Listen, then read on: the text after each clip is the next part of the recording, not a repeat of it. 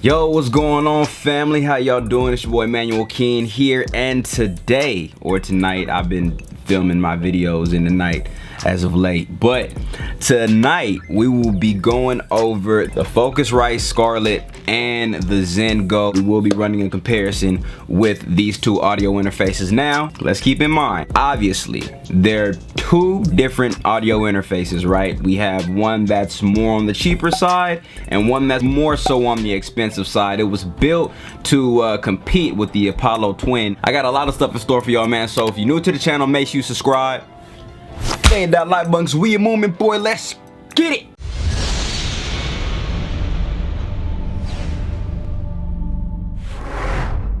Alright everybody, so first we're going to be evaluating the ergonomics of the exteriors of both bodies. As you can see, we have them right here, the Focusrite and the Zen Go. And for those who don't know what ergonomics was, it's fine.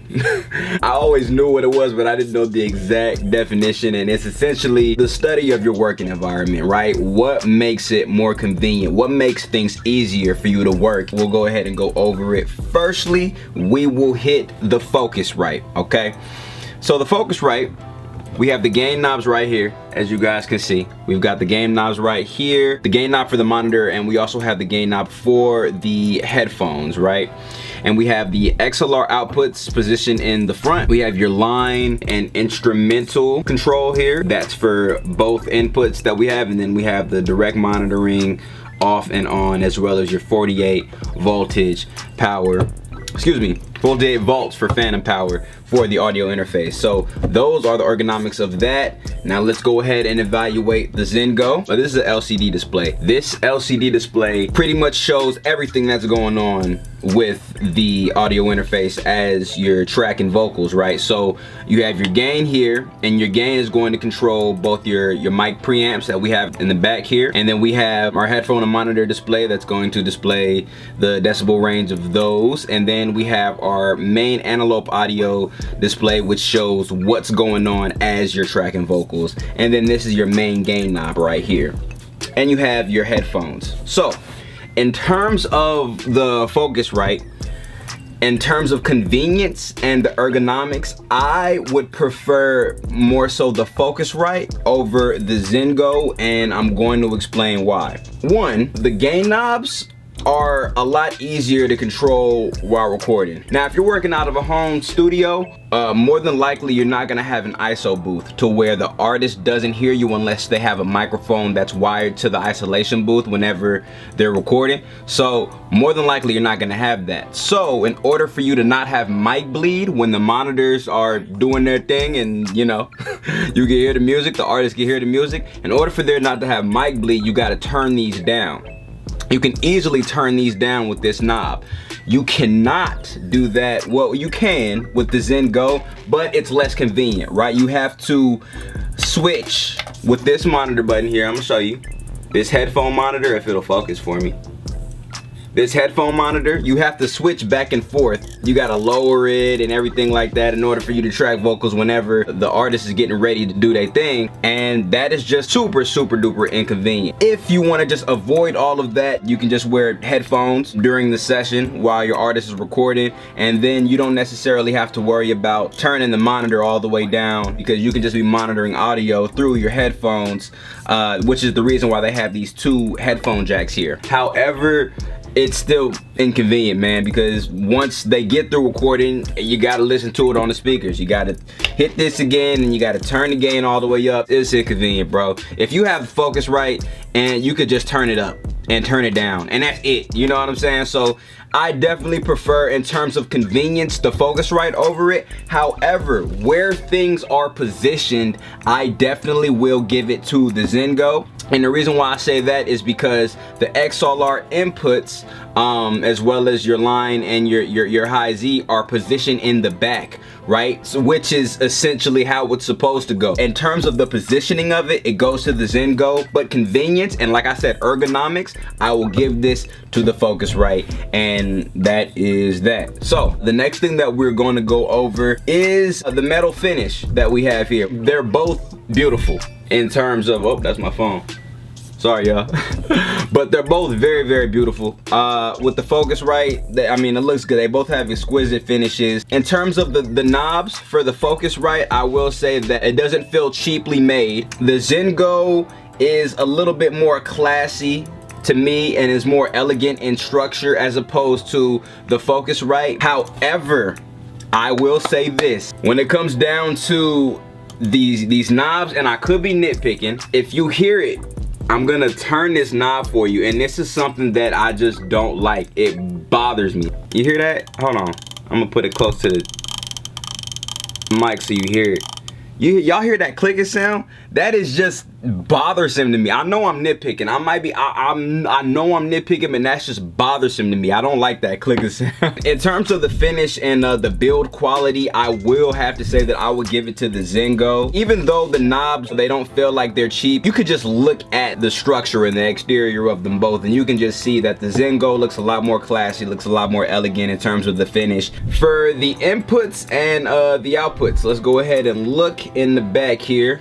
I'm just gonna switch this around. As you can tell here with the Focusrite, we have 2 XLR inputs and 2 line inputs. The 2 monitor outputs are actually in the back right here. As I said before, and I mentioned this earlier in the video, you have XLR outputs that are exuding from the front, and a lot more things are bound to happen to the front of the interface as opposed to the back.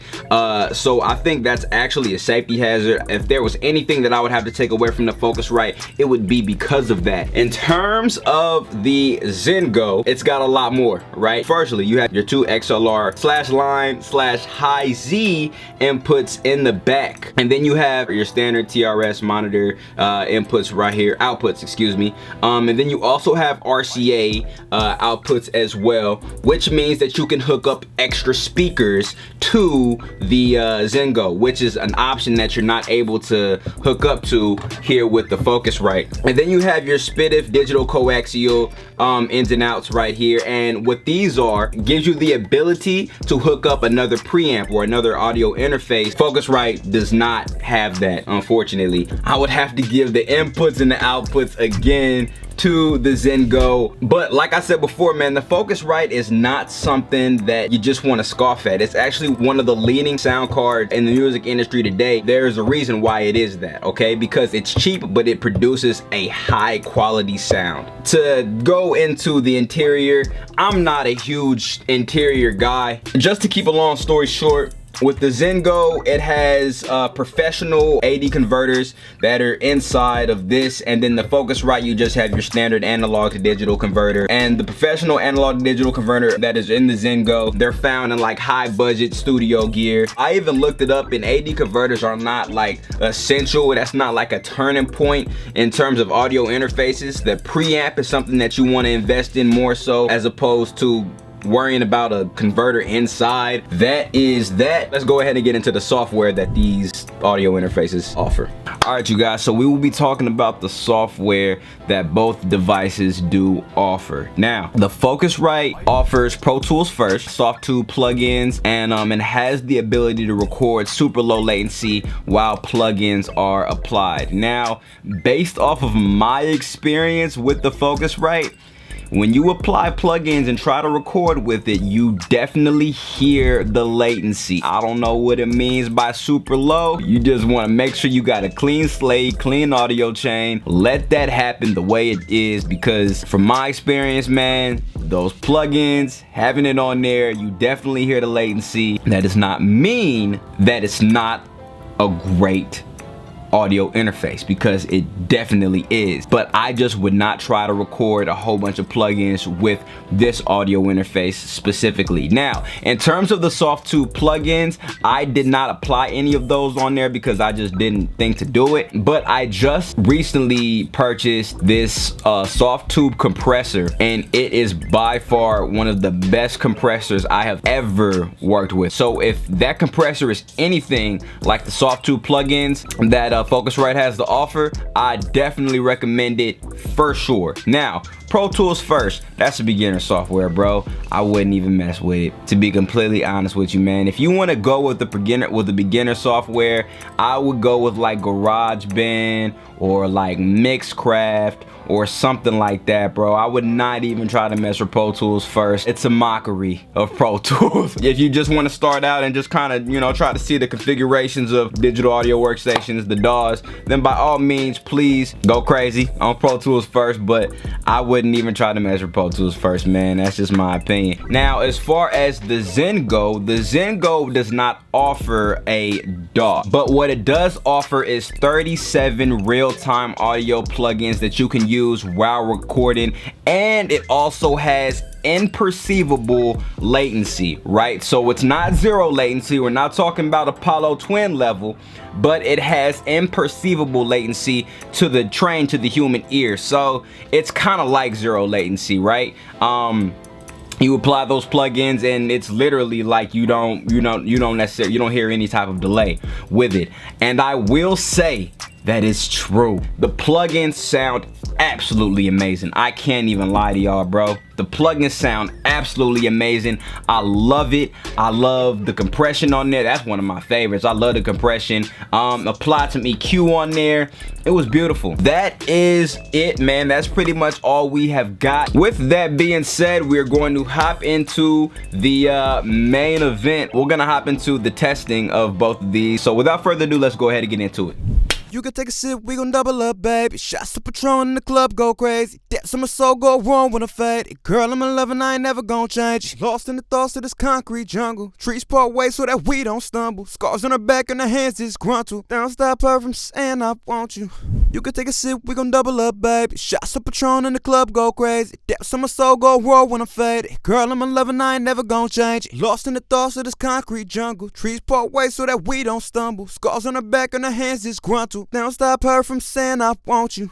You can take a sip, we gon' double up, baby. Shots of Patron in the club go crazy. Depths of my soul go wrong when I fade. Girl, I'm in love and I ain't never gon' change. Lost in the thoughts of this concrete jungle. Trees part ways so that we don't stumble. Scars on her back and her hands is gruntle. Don't stop her from saying I want you. You can take a sip, we gon' double up, baby. Shots of Patron in the club go crazy. Depths of my soul go raw when I fade. Girl, I'm in love and I ain't never gon' change. Lost in the thoughts of this concrete jungle. Trees part ways so that we don't stumble. Scars on her back and her hands is gruntle. Don't stop her from saying I want you.